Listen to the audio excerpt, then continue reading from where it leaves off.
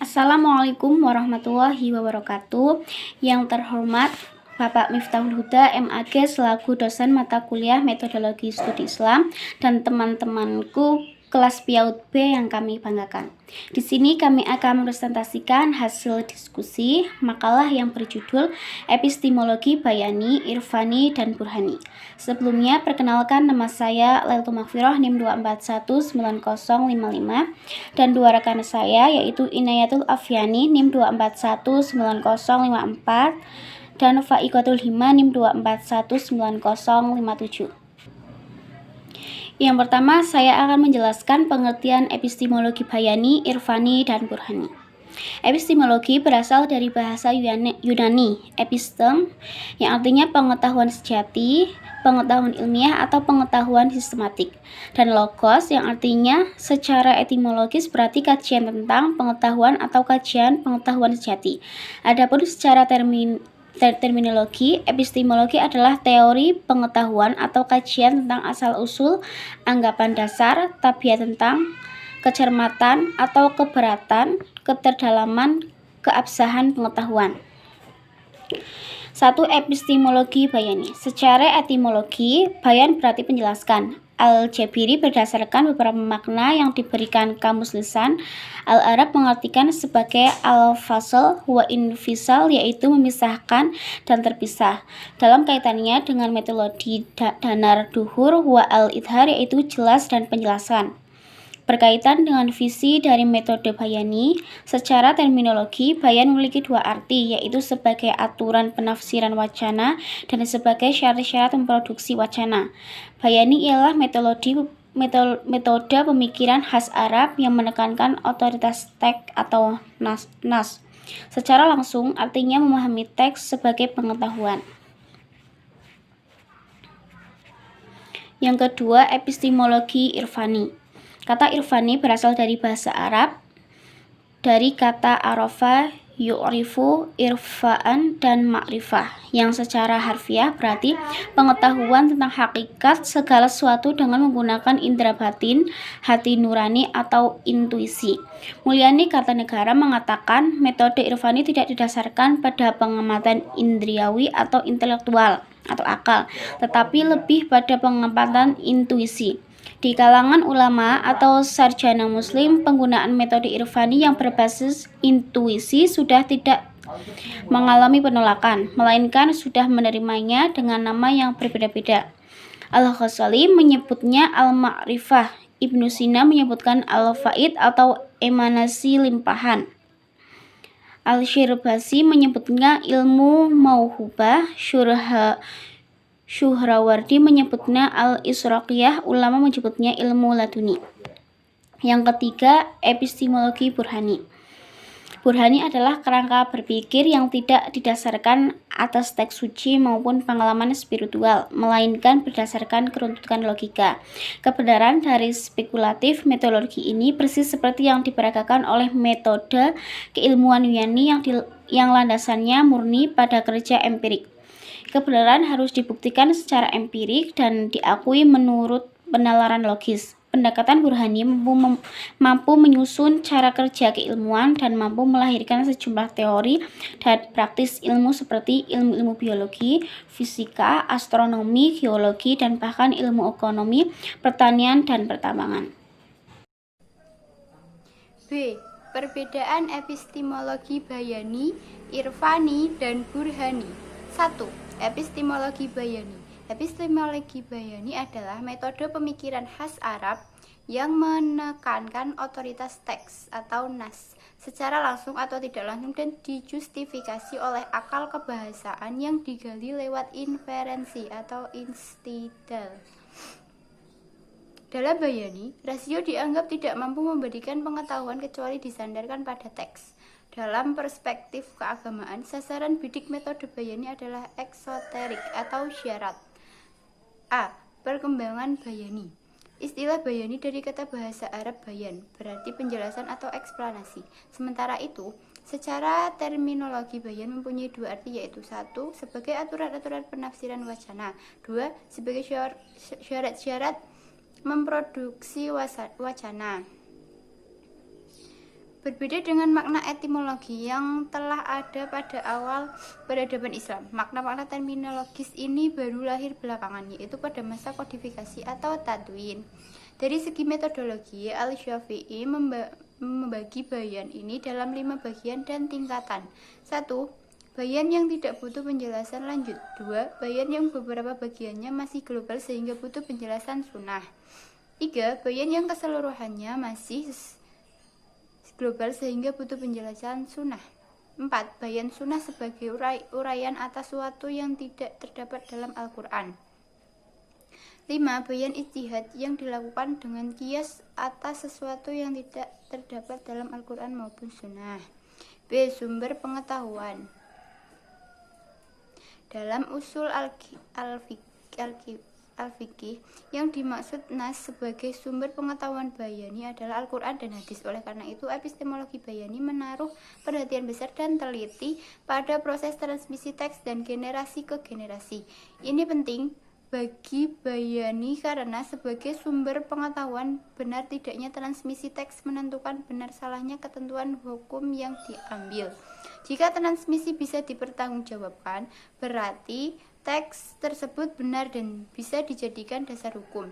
Oleh karena itu, kenapa pada masa tadwin atau kodifikasi, khususnya kodifikasi hadis, para ilmuwan begitu ketat dalam menyeleksi sebuah teks yang bisa diterima. Epistemologi irfani.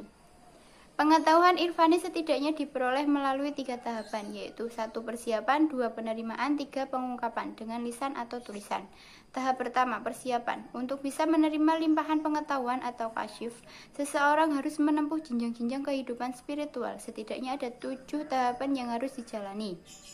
Mulai dari bawah menuju puncak. 1. Taubat. 2. Wara, menjauhkan diri dari sesuatu yang syubhat. 3. Zuhud, tidak tamak dan tidak mengutamakan kehidupan dunia. 4. Fakir, mengosongkan seluruh pikiran dan harapan masa depan dan tidak menghendaki apapun kecuali Allah Subhanahu wa Ta'ala. 5. Sabar, menerima segala bencana dengan laku sopan dan rela. 6. Tawakal, percaya atas segala apa yang ditentukannya. 7. Ridho, hilangnya rasa ketidaksenangan dalam hati sehingga yang tersisa hanya gembira dan sukacita. Tahap kedua yaitu tahap penerimaan. Jika telah mencapai tingkat tertentu dalam sufisme, seseorang akan mendapatkan limpahan pengetahuan langsung dari Tuhan secara iluminatif. Pada tahap ini, seseorang akan mendapatkan realitas kesadaran diri yang demikian mutlak atau kasyf, sehingga dengan kesadaran itu mampu melihat realitas dirinya sendiri. Ketiga, pengungkapan, yakni pengalaman mistik diinterpretasikan dan diungkapkan kepada orang lain lewat ucapan atau lisan. Namun karena pengetahuan irfani bukan masuk tataan konsepsi dan representasi, tetapi terkait dengan kesatuan diri dalam Tuhan sehingga tidak bisa dikomunikasikan, maka tidak semua pengalaman ini bisa diungkapkan. 3. Epistemologi Burhani. Berbeda dengan Bayani dan Irfani yang masih berkaitan dengan teks suci, Burhani menyandarkan diri pada kekuatan rasio akal yang dilakukan lewat dalil-dalil logika. Perbandingan ketiga epistemologi ini adalah bahwa Bayani menghasilkan pengetahuan lewat analogi furu-furu kepada yang asal. Irfani menghasilkan pengetahuan lewat proses penyatuan rohani pada Tuhan. Burhani menghasilkan pengetahuan melalui prinsip-prinsip logika atas pengetahuan sebelumnya yang telah diyakini kebenarannya. Dengan demikian, sumber pengetahuan Burhani adalah rasio, bukan teks atau intuisi. Rasio inilah yang memberikan penilaian dan keputusan terhadap informasi yang masuk lewat indera. Akal menurut epistemologi ini mempunyai kemampuan untuk menemukan berbagai pengetahuan bahkan dalam bidang agama sekalipun. Akal mampu untuk mengetahuinya seperti masalah baik dan buruk atau tansin dan taubih. Epistemologi ini dalam bidang keagamaan banyak dipakai oleh aliran berpaham rasionalis seperti Mu'tazilah dan ulama-ulama moderat. Assalamualaikum warahmatullahi wabarakatuh. Saya Faiko Delima akan menjelaskan poin C, yaitu contoh aplikatif epistemologi Bayani, Irfani, dan Burhani dalam kajian Islam. 1. Bayani. Bayani adalah pendekatan dengan cara menganalisis teks. Maka sumber epistemologi bayani adalah teks. Ada 4 macam pendekatan bayani, antara lain A. Bayani al-ihtibar, yaitu menjelaskan mengenai keadaan. Yang B. Bayan al-ibarah, yang terdiri dari bayan az-zahir yang tidak membutuhkan tafsir. C. Bayan al-batin, yang membutuhkan tafsir, qiyas, dan habar. Yang keempat, yang D. Bayan al-kitab, maksudnya media untuk menukil pendapat dan memikirkan dari kitab had, kitab lafaz, kitab hukum, dan kitab takdir. Yang kedua, irfani. Irfani adalah pendekatan pemahaman yang bertumpu pada instrumen pengalaman batin. Ada pendekatan yang menggunakan irfani ada 2, yaitu manhaj ashafi, disebut juga manhaj ma'rifah irfani, yang tidak menggunakan indera atau akal, tetapi dengan hasaf, dengan riyadhah dan mujahadah. Kedua, manhaj ihtishafi, disebut juga al-mumattilah atau analogi, yaitu metode untuk menyingkap dan menemukan rahasia pengetahuan melalui analogi. Yang ketiga, burhani. Burhani adalah pengetahuan yang diperoleh dari indera, percobaan, dan hukum-hukum analogika. Maka dalam pendekatan ini ada 2 ilmu penting, yaitu ilmu al-lisan. Yang pertama, membicarakan lafaz-lafaz atau susunan dan rangkaiannya dalam diri manusia. Yang kedua, ilmu al-mantiq, yang membahas masalah mufradat dan susunan, dengannya tidak dapat menyampaikan segala sesuatu yang bersifat indrawi dan hubungan yang tetap di antara segala sesuatu tersebut, atau apa yang mungkin untuk mengeluarkan gambaran-gambaran dan hukum-hukum darinya. Wassalamualaikum warahmatullahi wabarakatuh.